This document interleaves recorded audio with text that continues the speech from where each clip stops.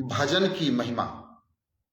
गोस्वामी तुलसीदास जी महाराज दोहावली में दोहा क्रमांक 126 से भजन की महिमा का वर्णन कर रहे हैं। आइए हम सब भजन की महिमा का दर्शन करें।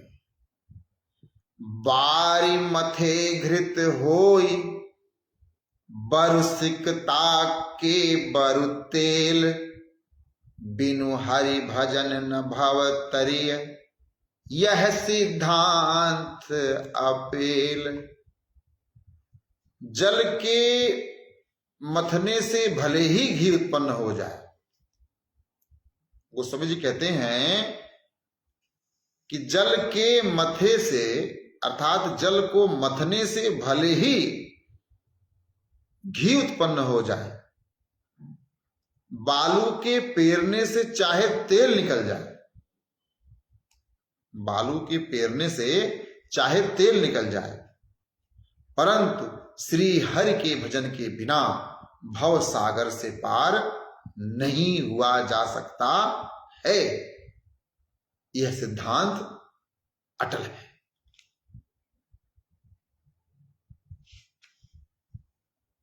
बड़ा कठिन परिस्थिति का वर्णन गोस्वामी जी कर रहे हैं। हमें और आपको पता है कि जल को कितना मथें, घी नहीं निकलता। घी निकलता है दही के मथने से। दूध से दही, दूध तप करके अपने आप को, अपने स्वरूप को नष्ट करके दही बनता है, और दही स्वमंथन से अपने भीतर के तत्व को अर्थात घी को प्रदान करता है। दूध तपता है, अपने निज स्वरूप का परित्याग करता है, तो दही के रूप में हमें और आपको सुख प्रदान करता है। और यही दही जब कठोर दंड भोग लेता है, तब हमें अपने भीतर छुपे हुए तत्व अर्थात घी को प्रदान करता है। और गोस्वामी जी क्या कह रहे हैं? बारी मथे घृत होई बरु सिकता के बरु तेल। जल के मथने से भले ही घी निकल सकता हो, बालू को पेरने से भले ही तेल निकल सकता हो, परंतु बिना हरि के भजन के बिना अर्थात बिना हरि भजन के भव सागर पार नहीं किया जा सकता। और यह सिद्धांत अपेल है, अर्थात यह सिद्धांत अटल है। बारी मथे घृत होई बरु सिकता ते बरु तेल, बिनु हरि भजन न भव तरिय, यह सिद्धांत अपेल। यह है भजन का महत्व। हरि माया कृत दोष गुण, बिनु हरि भजन न जाहि, भजिय राम सब काम तज, अस विचार मन माही। गोस्वामी जी कहते हैं कि एक बार जल को मथने से घी निकल सकता है, तेल को, बालू को पेरने से तेल निकल सकता है, परंतु बिना हरि भजन के भवसागर पार नहीं किया जा सकता। और श्री हरि के माया के द्वारा रचे हुए दोष और गुण श्री हरि के भजन के बिना नष्ट नहीं हो सकते। ऐसा मन में विचार कर सब कामनाओं को त्याग कर श्री राम जी का भजन करना चाहिए। जो चेतन कह जड़ करई, जड़ ही करई चैतन्य, अस समर्थ रघुनाय कहीं, भजहि जीव ते धन्य। जो चेतन को जड़ कर सकते हैं और जड़ को चेतन कर सकते हैं, ऐसे समर्थ श्री रघुनाथ जी को जो जीव भजते हैं वो धन्य हैं जो चेतन कह जड़ करें, जड़ ही करें चैतन्य, अस समर्थ रघुनायक ही, भजहि जीव ते धन्य। श्री रघुबीर प्रताप ते, सिंधु तरे पाषाण, ते मति मंद जिराम तजी, भजहि जाई प्रभु आन। श्री रघुनाथ जी के प्रताप से समुद्र में पत्थर तैरने लगते हैं, अतएव वे लोग मंदबुद्धि हैं जो श्री राम जी को छोड़कर किसी दूसरे स्वामी को जाकर भजते हैं। श्री रघुवीर प्रताप ते, सिंधु तरे पाषाण, ते मति मंद जिराम तजी, भजहि जाई प्रभु आन। लव निमेष परमाणु जुग, बरस कल्प सरचंड, भजसि नमन त्यहि राम कह, कालु जासु को दंड। हे मन, तो उन श्री राम जी को क्यों नहीं भजता जिनका काल तो धनुष है, लव निमेष परमाणु युग वर्ष कल्प जिनके प्रचंड बाण है। तो ऐसे भगवान तो क्यों नहीं भजता रे मन। तब लगी कुशल न जीव कहूं, सपने हूं मन विश्राम, जब लगी भजत न राम कहूं, शोक धाम तजी काम। जब तक यह जीव शोक के घर काम को त्याग कर श्री राम जी का भजन नहीं भजता, तब तक उसके लिए ना तो कुशल है और ना स्वप्न में भी उसके मन को शांति मिलती है। बिनु सत्संग न हरि कथा, त्यहि बिनु मोह न भाग, मोह गए बिनु राम पद, हो ही न दृढ़ अनुराग।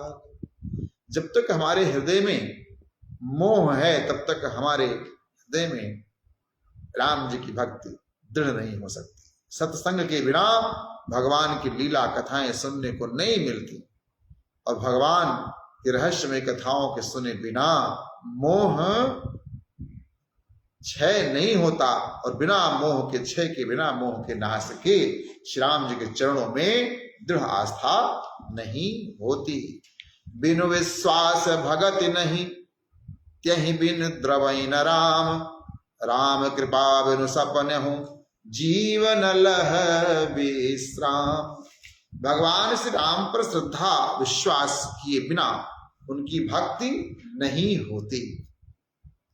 भक्त के बिना श्री राम जी पिघलते नहीं, और श्री राम जी कृपा के बिना जीव स्वप्न में भी विश्राम नहीं पाता। अर्थात हमारे जीवन का जो परम उद्देश्य है, परम शांति पायो परम विश्राम मोहि, राम समान प्रभु नाय कहूं।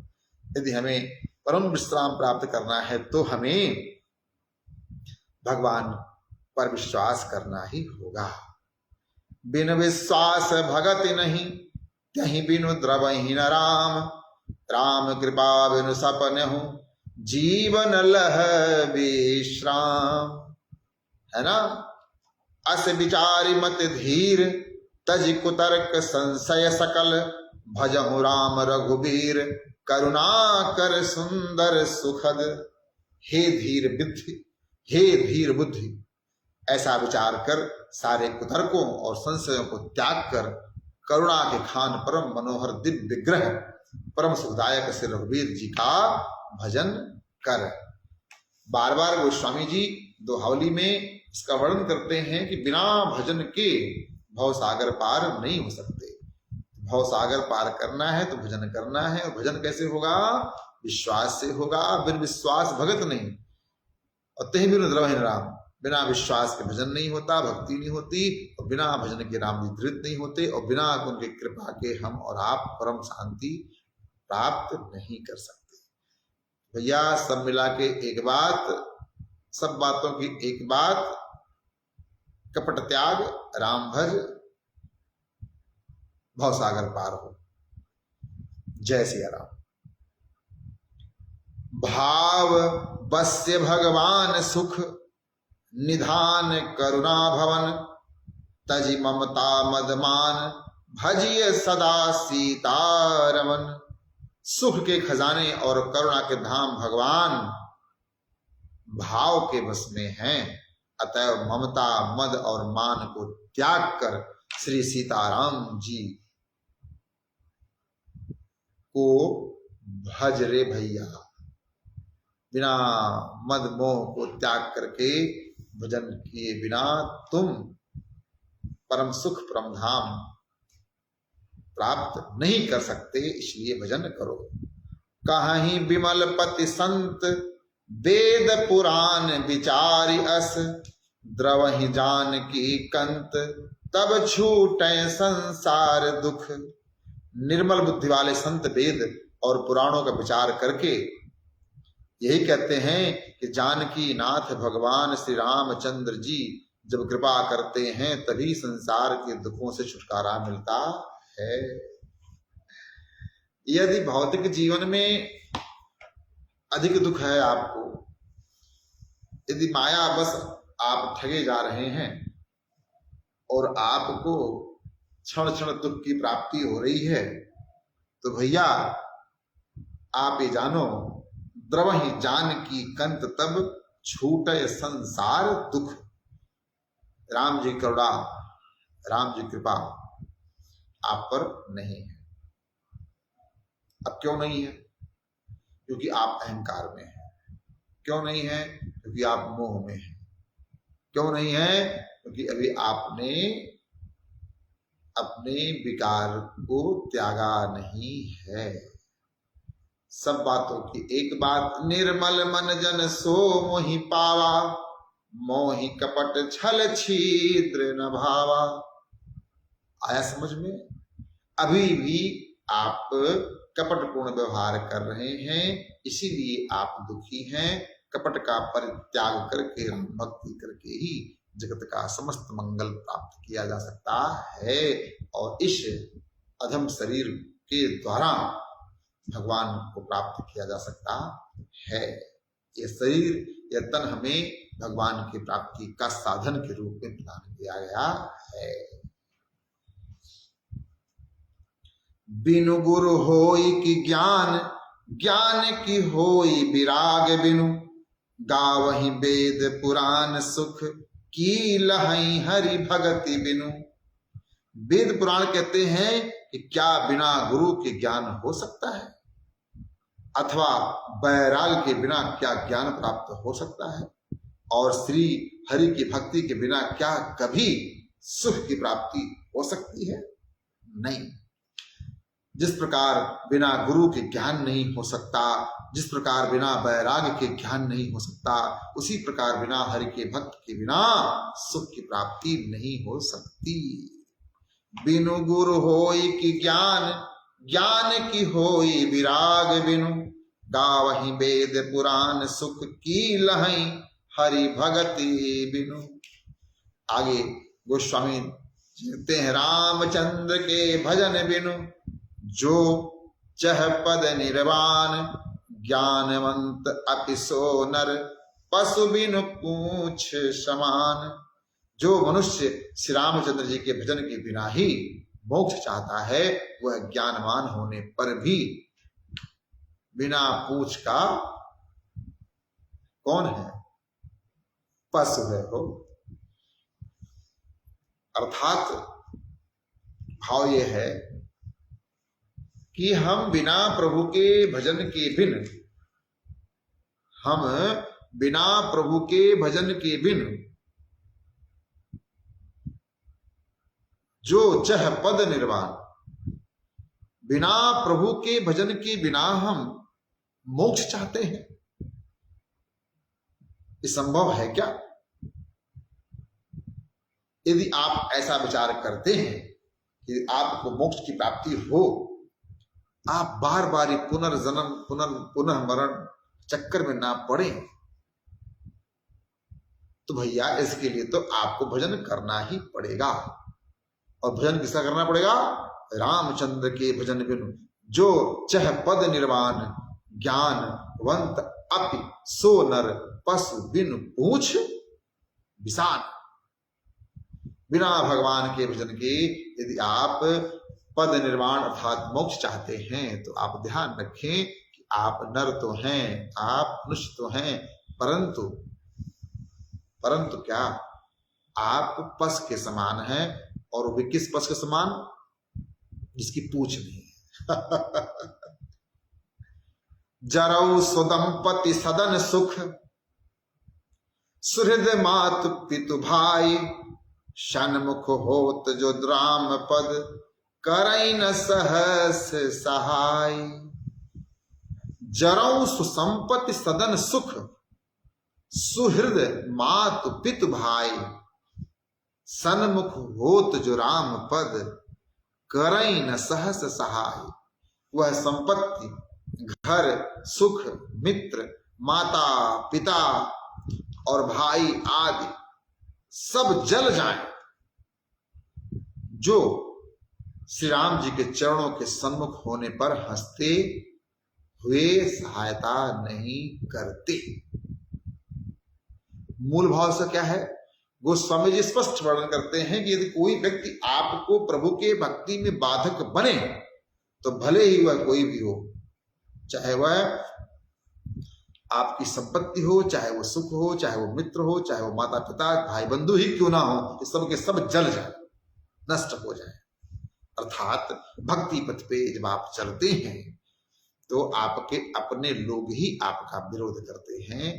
तो गोस्वामी जी कहते हैं कि ऐसे लोग जो आपको भगवान की भक्ति पथ पर चलने के बाधक बने, ऐसे लोग सब जल जाएं।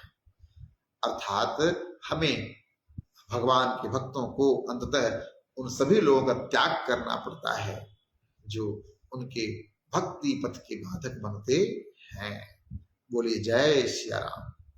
जरऊ सुसंपत्ति सदन सुख, सुहृद मात पित भाई, सन्मुख होत जो राम पद, करई न सहस सहाय। आपको राम जी के भक्ति के पथ पे चलने में सहायक नहीं है बल्कि बाधक बन रहे हैं, तो ऐसे संबंध के लोग, ऐसा धन, ऐसा संपत्ति, ऐसा मित्र, ऐसा परिवार, ऐसा भाई, ऐसे माता पिता, सबका परित्याग कर देने में ही भलाई है। से साधु गुरु समुझ सिख, राम भगत थिरताई, लरिकाई को पैरिबो, तुलसी बिसारी न जाय। से साधु गुरु समुझ सिख, राम भगत थिरताई, लरिकाई को पैरिबो, तुलसी बिसरी न जाय। सच्चे साधु और सदगुरु की सेवा करके उनसे श्री राम जी के तत्व को समझो और सीखो, तब श्री राम की भक्ति स्थिर हो जाएगी। क्योंकि बचपन में सीखा हुआ तैरना फिर नहीं भूलता। ध्यान रहे, हम लोग जो बचपन से सीखते हैं ना, हम लोग जो बचपन से सीख लेते हैं उसी को पूर्ण मान लेते हैं। और बचपन में सीखी चीजें पूर्ण नहीं होती, उसमें अपूर्णता होती है। जीवन निष्कंटक जीने के लिए हमें गुरु की आवश्यकता होती है। सच्चे साधु, सच्चे सदगुरु की सेवा करके ही हम श्री राम जी के तत्व को समझ सकते हैं। और सच्चे साधक के संरक्षण में ही हमारी भक्ति स्थिर हो सकती है। सच्चे साधक के मार्गदर्शन में ही हमारी भक्ति स्थिर हो सकती है। एक बात मैं यहां कहना चाहता हूं, सबके हृदय में भगवान के प्रति भक्ति का भाव है। सबके हृदय में भगवान के प्रति भक्ति का भाव है, ऐसा मैं मानता हूं। इस जगत में ऐसा कोई नहीं है जो भगवान के लिए अपना सब कुछ समर्पित ना करना चाहता हो। परंतु बाधा क्या है? बाधा है अज्ञानता। बाधा है अज्ञानता। हमें बचपन में जो सिखा दिया जाता है हम उसी को पूर्ण मान करके अपने जीवन में मार्गदर्शक का चयन नहीं करते। अपने जीवन में मार्गदर्शक का चयन नहीं करते, अर्थात अपने से श्रेष्ठ किसी को मानते नहीं। यही हमसे सबसे बड़ी त्रुटि हो जाती है। हमें अपने जीवन में अपने से श्रेष्ठ मार्गदर्शक की निरंतर, मैं तो कहता हूं पल पल क्षण क्षण आवश्यकता है।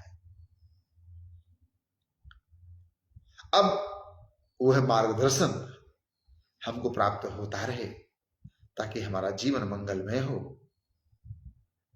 ताकि हमारा जीवन कष्ट रहित हो। यह निर्णय हम ही को लेना है। अच्छा, यदि हम चाहते हैं कि हमको परम पद की प्राप्ति हो, यदि हम चाहते हैं कि हमको जगत नियंता की कृपा प्राप्त हो, तो हमें ऐसे व्यक्ति का मार्गदर्शन प्राप्त करना है जो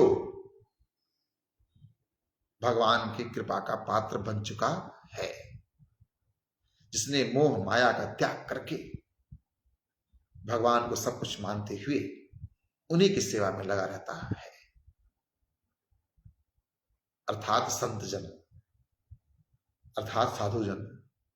ऐसे साधु जनों का, संत जनों का कृपा यदि हमको मिलता रहे तो निश्चित ही हमें उनके मार्गदर्शन में, क्योंकि वो त्याग कर चुके हैं, अभी हम त्याग नहीं किए, उनके मार्गदर्शन में हमको परम पद, परम शांति, परम धाम की प्राप्ति अवश्य ही होगी। यह बिल्कुल निश्चित है, यह बिल्कुल निश्चित है। It's 100% confirm.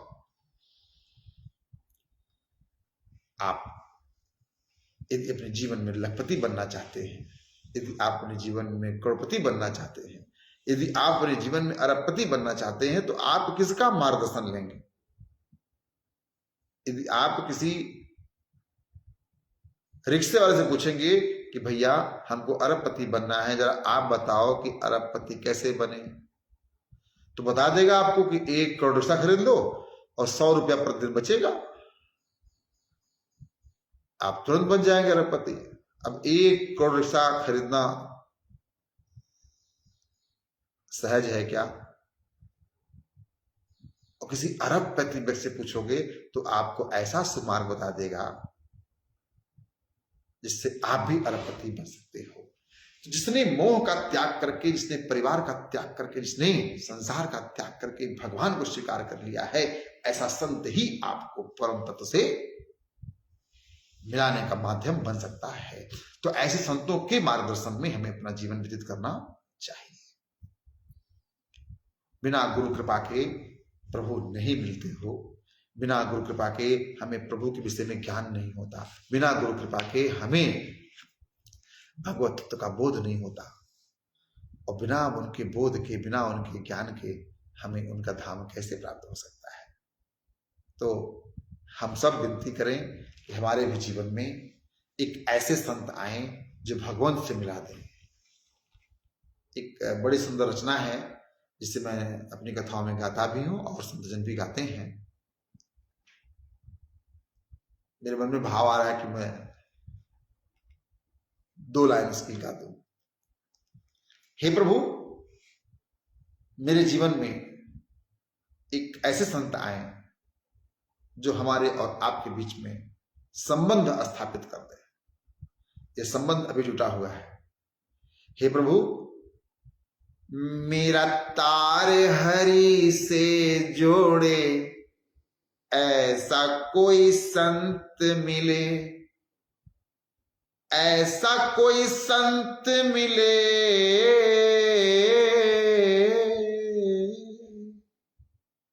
ऐसा कोई संत मिले, मेरा तार हरि से जोड़े, ऐसा कोई संत मिले। टूटा तार हुआ अंधियारा, हरि दिखे ना हरि का द्वारा। टूटा तार हुआ अंधियारा, हरि दिखे ना हरि का द्वारा। मेरी बिगड़ी बात बना दे, ऐसा कोई संत मिले। मेरी बिगड़ी बात बना दे, ऐसा कोई संत मिले। जोड़े तार करे उजियारा, अंतर मन न रहे अंधियारा। जोड़े तार करे उजियारा, अंतर मन न रहे अंधियारा। और मेरी सीधी बात करा दे, ऐसा कोई संत मिले। मेरी सीधी बात करा दे, ऐसा कोई संत मिले। मेरा तार हरि से जोड़े, ऐसा कोई संत मिले। तो हे मेरे परमात्मा, आप करुणा और कृपा कीजिए ताकि इस दास के जीवन में भी कोई संत आए और वो भगवान से, भगवंत से मिला दें। इस भावना के साथ हमें भगवान का भजन करना चाहिए, भगवान के भक्तों का सम्मान करना चाहिए, भगवान के लिए अपना सर्वस्व त्याग करके भजन करने वाले भजनानंदियों का संगत करना चाहिए और एक समर्थ गुरु के चरण शरण के सानिध्य में जीवन व्यतीत करना चाहिए। हमें परमात्मा सहजता और सरलता से प्राप्त हो जाएंगे। तो आज हम लोगों ने